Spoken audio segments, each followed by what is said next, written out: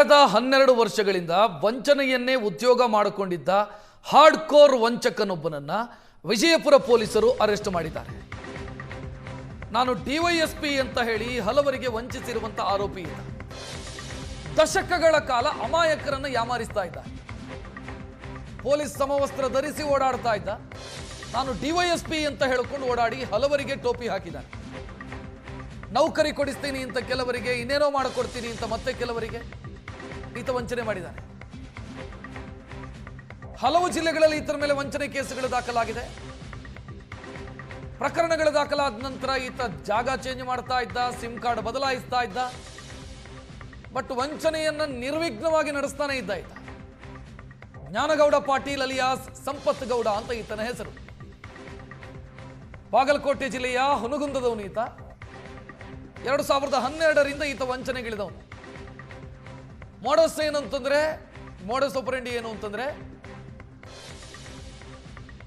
ನಾನು ನೌಕರಿ ಕೊಡಿಸ್ತೀನಿ ಅಂತ, ನಾನು ಕೆಲಸ ಕೊಡಿಸ್ತೀನಿ ನಿಮಗೆ ಅಂತ. ಈತನ ಮುಖವನ್ನೊಮ್ಮೆ ಕರೆಕ್ಟ್ ಆಗಿ ನೋಡ್ಕೊಳ್ಳಿ. ನಾಳೆ ಈತ ರಿಲೀಸ್ ಆಗಿ ಬಂದು ಮತ್ತೆ ಇದೇ ಕೆಲಸಕ್ಕೆ ಇಳಿತಾನೆ ಈತ. ಮೋಸ ಹೋಗಬೇಡಿ. ಹಲವು ಕೇಸುಗಳಿದಾವೆ. ಕೊನೆಗೂ ಅರೆಸ್ಟ್ ಮಾಡಿದ್ದಾರೆ 12 ವರ್ಷದ ನಂತರ ಪೊಲೀಸರು. ವಿಜಯಪುರದ APMC ಪೊಲೀಸರ ಬಲೆಗೆ ಬಿದ್ದಿದ್ದಾನೆ ವಂಚಕ.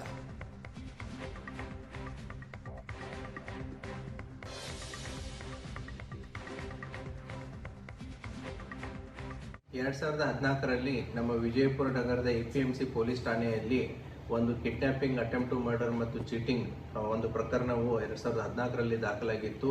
ಆ ಪ್ರಕರಣದಲ್ಲಿ ಸಂಪತ್ ಕುಮಾರ್ ಸಿದ್ದನಗೌಡ ಪಾಟೀಲ್ 31 ವರ್ಷ, ಬಾಗಲಕೋಟೆ ಜಿಲ್ಲೆ ಹುನಗುಂದ ತಾಲೂಕಿನವನು. ಈತ DSP ಇದ್ದಾನೆ ಅಂತಂತೇಳಿ ಪೊಲೀಸ್ ಇಲಾಖೆಯಲ್ಲಿ PSI ಮತ್ತು ಪೊಲೀಸ್ ಕಾನ್ಸ್ಟೇಬಲ್ ನೌಕರಿಯನ್ನು ಮಾಡಿಸ್ಕೊಡ್ತೀನಿ ಅಂತಂತ ಹೇಳಿ ನಮ್ಮ ವಿಠಲ್ ಛಾಯಾಗೋಳ ಅನ್ನುವಂಥ ಕಾಕಂಡ್ಕಿ ಹಳ್ಳಿಯವನು ಆತನ ಕಡೆಯಿಂದ ದುಡ್ಡನ್ನು ತಗೊಂಡಿರ್ತಾನೆ. ದುಡ್ಡನ್ನು ಕೇಳಿದಾಗ ಕಿಡ್ನಾಪ್ ಮಾಡಿಬಿಟ್ಟು ಆತನನ್ನು ಕೊಲೆ ಮಾಡುವ ಒಂದು ಪ್ರಯತ್ನವನ್ನು ಕೂಡ ಮಾಡಿರ್ತಾನೆ. ಆ ಹಿನ್ನೆಲೆಯಲ್ಲಿ ಪ್ರಕರಣ ದಾಖಲಾಗಿ ಈತ ಬಂಧಿತನಾಗಿ ಮಾನ್ಯ ನ್ಯಾಯಾಲಯದಲ್ಲಿ ಚಾರ್ಜ್ ಶೀಟ್ ಸಬ್ಮಿಟ್ ಆಗಿರುತ್ತೆ.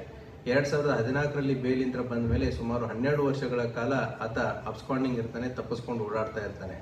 ಈತನ ಮೇಲೆ APMC ಪೊಲೀಸ್ ಠಾಣೆ ಅಷ್ಟೇ ಅಲ್ಲ, 2012ರಲ್ಲಿ ಮುದ್ದೇಬಿಹಾಳ್ ಪೊಲೀಸ್ ಠಾಣೆಯಲ್ಲೂ ಕೂಡ ಒಂದು ಚೀಟಿಂಗ್ ಕೇಸು ಮತ್ತು ಒಂದು ಆರ್ಮ್ಸ್ ಆಕ್ಟ್ ಅಡಿಯಲ್ಲಿ ಪ್ರಕರಣ ದಾಖಲಾಗಿ ಅದು ಕೂಡ ಮಾನ್ಯ ನ್ಯಾಯಾಲಯದಲ್ಲಿ ಟ್ರಯಲ್ನಲ್ಲಿದೆ. ಇತ್ತೀಚೆಗೆ